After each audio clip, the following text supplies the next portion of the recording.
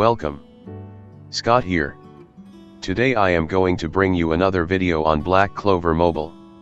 In this video, I will be covering the ongoing limited challenge event, the Plaitchidna raid for Season 11. Before I go into the guide proper, please do let me emphasize there is an importance of having PvE specialist units for the event. So do expect the effective team comps will be very restrictive. The fight will also features the concept called boss buffs, where you activate more potent boss buffs for more raid coins upon completing the raid fight. Now let me briefly cover on the key rewards that you should target for. The table on the left shows the level of battle power you need and the raid coins drop along with the first time raid coins clear. The key rewards that you should target is the SSR skill page enhancement material, which costs 500 raid coins. If you are in the process of improving your gear substats, you can go after the enchantment stone boxes. Please note that enchantment stones for accessory cannot be used for gear and vice versa. The shop also includes a cosmetic bubble effect for 500 raid coins. I won't recommend this for new players as getting the skill page dupe, will shards and enchantments are more important. This reward is more for those who have been able to clear the raid hardest difficulty on a regular basis. Lastly, we have the usual will shards which upgrade your unit's skill potencies from the shop. To get the skill page enhancement material along with all will shards, you will need a total of 860 raid coins. To get the enchantment stone chest, you need a total of 2140 raid coins. Other than the rewards, you can consider spending raid coins to buy stamina or yul. Now let's cover the mechanics of the raid boss. For the first phase, you will be fight the red debuffer Plaitchidna. The theme of this season raid is that the Plaitchidna has various immunity and removal skills. Try setting up your mages strategically according to your situation. The Plaitchidna can changes its type whenever it received damage from your party. The attribute changes from red power to blue technique to green sense and back to red power once you complete the cycle. Please do take note that combined attack count as 2 attacks. The first skill is Fierce Attack, which allows the boss to inflict 50% reduced defense debuff on a sense or green attribute type mage. The second skill is 3 Faces of Adversity, which is an AoE attack and inflicts 2 instances of continuous burn damage for 3 turns. The third skill is Poisonous Spray, which is another AoE attack. If the boss is in power or red attribute state, it will grant itself a barrier that equates to 25% of its max HP. Its special 3 Immugis Rage is an AoE HP attack. If the boss is in power attribute state, it will attacks after granting a 100% increased damage dealt buff upon using the attack. The boss have the following innate passives. Similar to all major bosses, it has immunity to status ailments.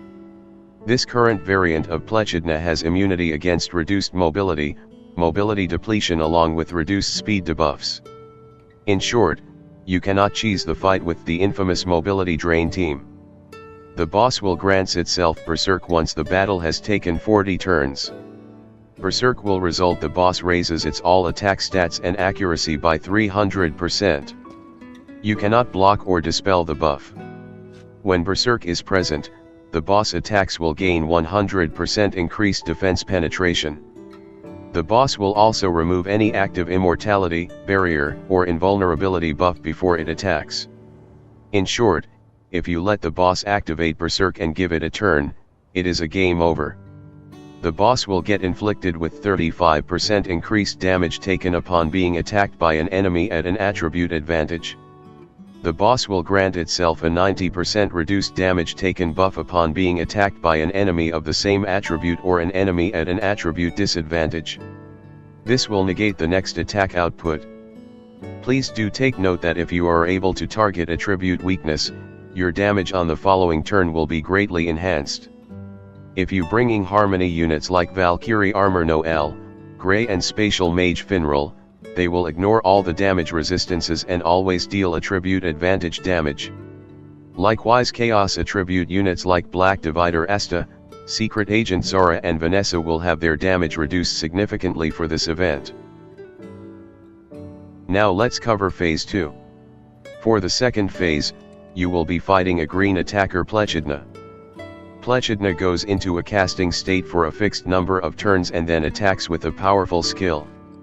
Try to upgrade your allies to increase defense, reduce damage taken, etc. to defeat it. Similar to phase 1, the Plaitchidna can changes its type whenever it received damage from your party. The attribute changes from red power to blue technique to green sense and back to red power once you complete the cycle. Similar to all major bosses, it has immunity to status ailments, silence, and total silence mechanics. The first skill is Red Rain, which is an AoE attack. If it is attacking a technique or blue mage, it will inflict a 50% reduced defense debuff on the target. The second skill is non-attacking ability Body Enhancement, which will result the boss grant itself an increased speed level 3 buff for 3 turns. The third skill is Catastrophe, which is an AoE HP which causes the boss to grant itself an increased all attack level 1 buff after it initiates the attack. Its special 3 Immugis Judgment is an AoE HP attack. If the boss is in power attribute state, it will attack after granting itself an increased 100% damage buff. The boss enter into a charging phase on its second turn. The charging phase will last for 3 boss turns. Save your barrier and damage mitigation buffs on second or last turn of the charging phase so you can time the buffs correctly to tank its attacks. Similar to phase 1, harmony units like Valkyrie armor Noelle, Grey or Spatial Mage Finral will have attribute type advantage and will always be dealing maximum damage regardless of the attribute type of the boss. As the same for phase 1, Chaos attribute mages like Black Divider Asta, Secret Agent Vanessa and Secret Agent Zora will have their damage output reduced significantly. Similar to phase 1, the boss have the same set of innate passives. With the basic boss mechanics covered, let's proceed to discuss on the boss buffs. For this raid, we will be introduced to the new concept of boss buffs effect. As the name implies, the boss buff will give the boss skills more effects which will make the fight difficulty a lot harder. You can select boss buffs at the battle preparation screen and receive additional rewards based on the number of selected buffs. Available boss buffs change randomly every day.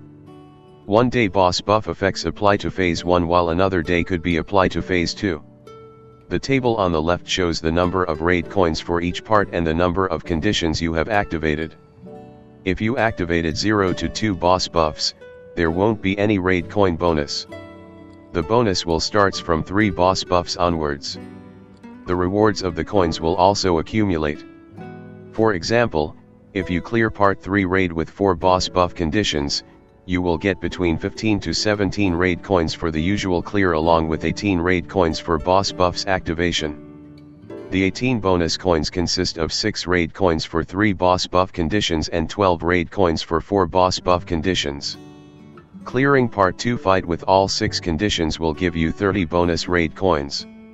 Clearing part 3 fight with all 6 conditions will give you 60 bonus raid coins.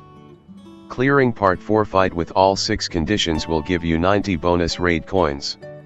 The table of the right shows the boss buff effect. The boss buff effect will apply to the boss specific skill. The boss buff application seems to affect either only on phase 1 or phase 2.